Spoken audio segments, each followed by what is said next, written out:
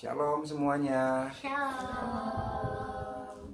Pembacaan kitab kita malam hari ini sampai kepada kitab Bilangan pasal 19.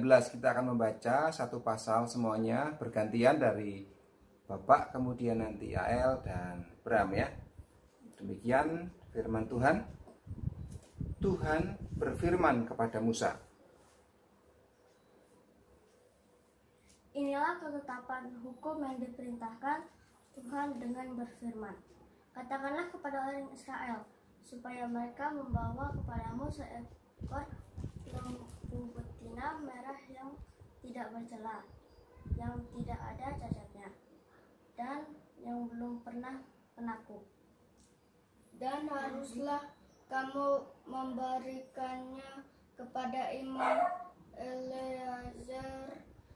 Maka lembu itu harus dibawa keluar tempat perkemahan, lalu disembelih di depan imam. Kemudian Imam Eleazar harus mengambil dengan jarinya sedikit dari darah lembu itu, lalu haruslah ia memercikkan sedikit ke arah sebelah depan kemah pertemuan sampai 7 kali. Sesudah itu haruslah lembu itu dibakar habis di depan mata imam. Kulitnya, dagingnya, dan darahnya haruslah dibakar habis bersama-sama dengan kotorannya.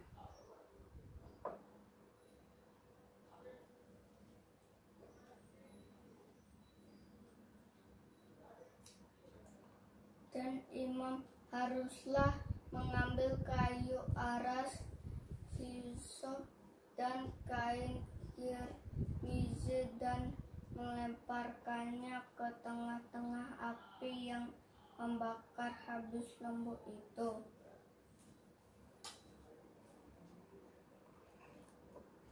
Kemudian haruslah imam mencuci pakaiannya dan membasuh tubuhnya dengan air.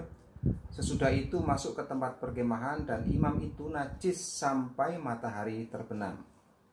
Orang yang membakar habis lembu itu haruslah mencuci pakaiannya dengan air dan membasuhkan tubuhnya dengan air, dan ia najis sampai matahari terbenam.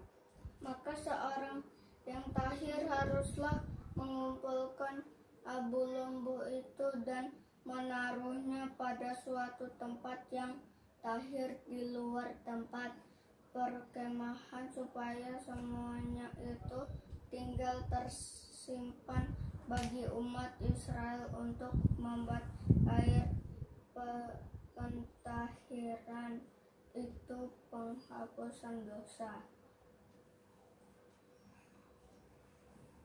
Dan orang yang mengumpulkan abu lembu itu haruslah mencuci pakaiannya dan ia najis sampai matahari terbenam. Itulah suatu ketetapan untuk selama-lamanya bagi orang Israel dan bagi orang asing yang tinggal di tengah-tengahmu. Orang yang kena kepada mayat, ia najis 7 hari lamanya. Ia harus menghapus dosa dari dirinya dengan air itu pada hari yang ketiga, dan pada hari yang ketujuh ia tahir. Tetapi jika pada hari yang ketiga ia tidak menghapus dosa dari dirinya, maka tidaklah ia tahir pada hari yang ketujuh. Setiap orang yang kena kepada mayat, yaitu tubuh manusia yang telah mati dan tidak menghapus dosa dari dirinya, ia menajiskan kemah suci Tuhan, dan orang itu haruslah dilenyapkan dari Israel karena air pentahiran tidak disiramkan kepadanya, maka ia najis, kenajisannya masih melekat padanya.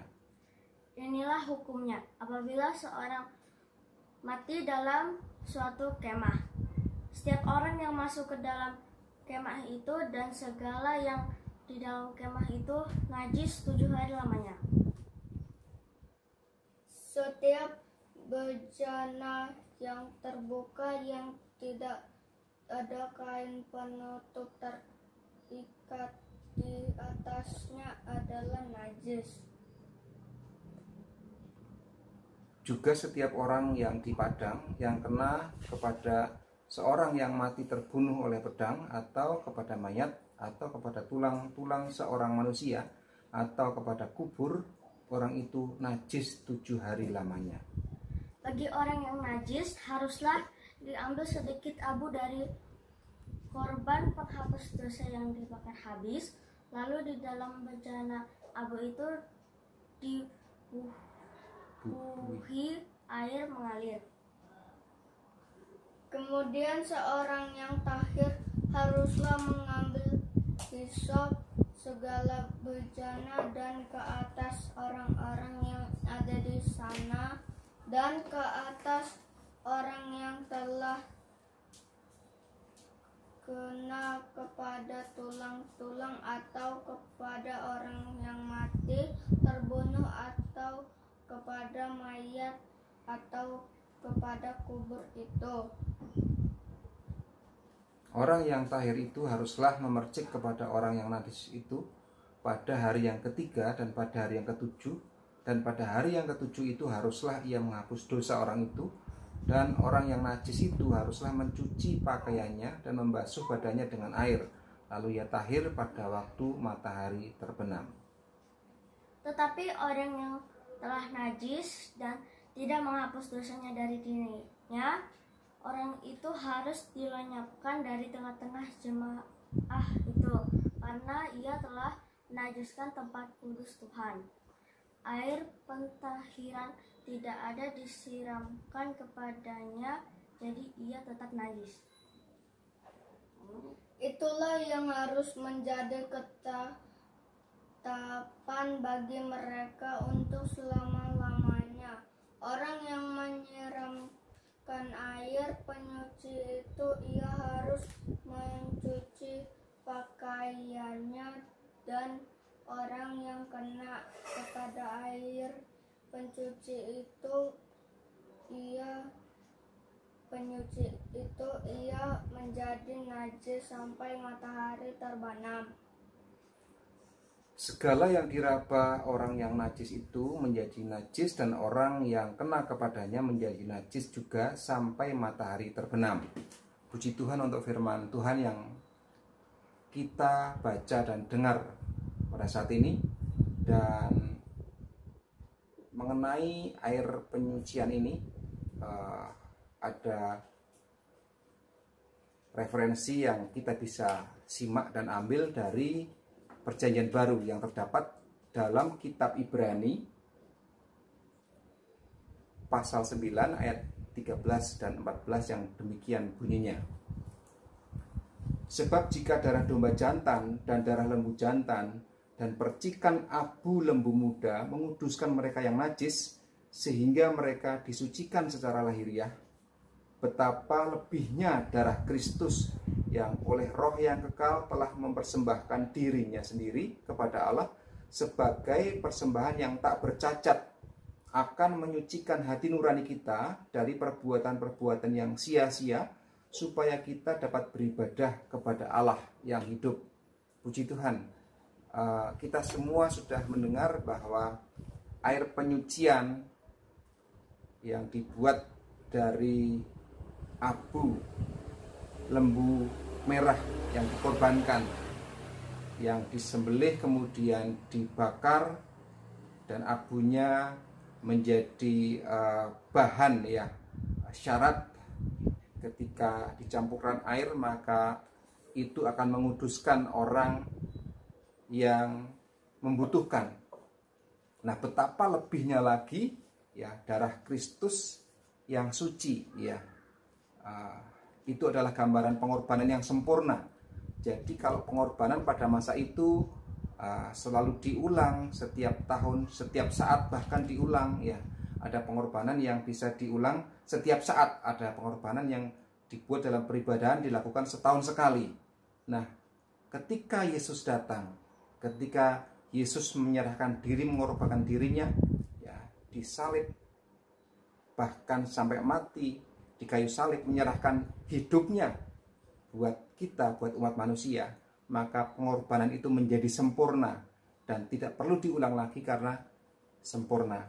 Sehingga setiap kita yang percaya kepada pengorbanan itu mendapat pengampunan dosa, penghapusan dosa, mendapatkan pentahiran.